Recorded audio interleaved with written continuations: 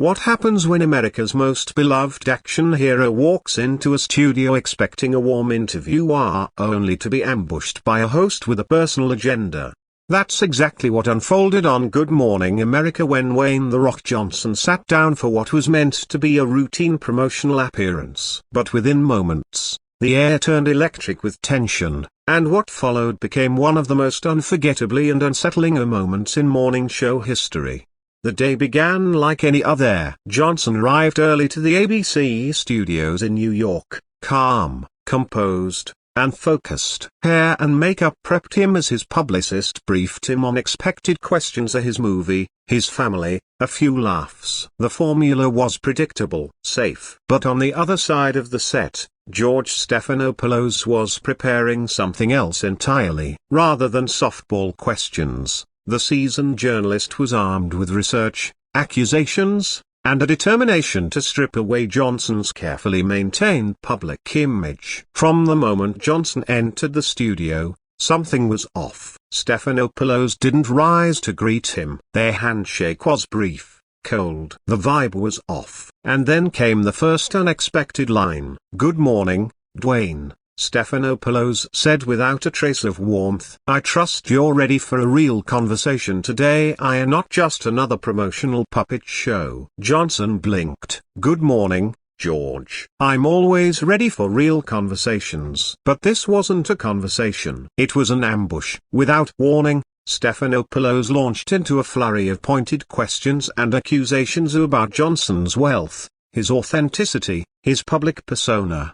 "You say you care about your fans," George challenged. "But is it authentic to charge $25,000 for a 30-second post while preaching humility?" Johnson held his composure, but his jaw tensed. "I didn't come from money. I've worked for everything I have. I've always shown up for my fans." That wasn't enough for Stephanopoulos. He mocked Johnson's career as formulaic, repetitive, empty. "You've made the same movie a dozen times. That's not acting, it's branding." Johnson tried to defend the value of entertainment, but the attack only intensified. Stephanopoulos produced anonymous crew quotes accusing Johnson of being distant, disingenuous, fake behind the scenes. The tension in the room spiked. "Where are you getting these quotes?" Johnson demanded. "That's not the experience of the people I've worked with for years." Then the conversation turned political. Stephanopoulos questioned Johnson's flirtation with public office. He accused him of being non-committal,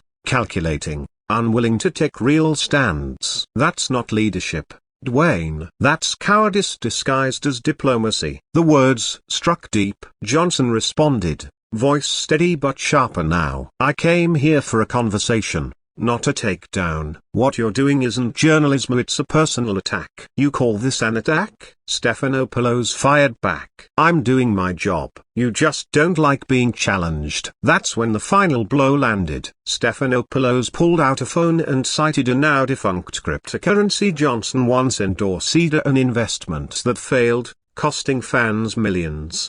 "This isn't scrutiny," Johnson replied, visibly shaken. "This is character assassination." To which Stephanopoulos coldly replied, "You never had character to begin with. You're a brand, a product, a facade." The room went silent. Johnson stood up. "You know what, George? You win. I'm done." "Sit down," Stephanopoulos demanded. "We live. You can't just walk away." Johnson stared him down. "Watch me." He removed his mic, set it gently on the chair, and walked out, ignoring everyone around him. Stephanopoulos tried to salvage the moment, turning to the camera and delivering a final line meant to shift the blame. "Well, I guess we've seen the real Dwayne Johnson today." But for viewers around the world, it wasn't Johnson who came off as rattled or exposed. It was the hoster who took things too far and lost the room in the process.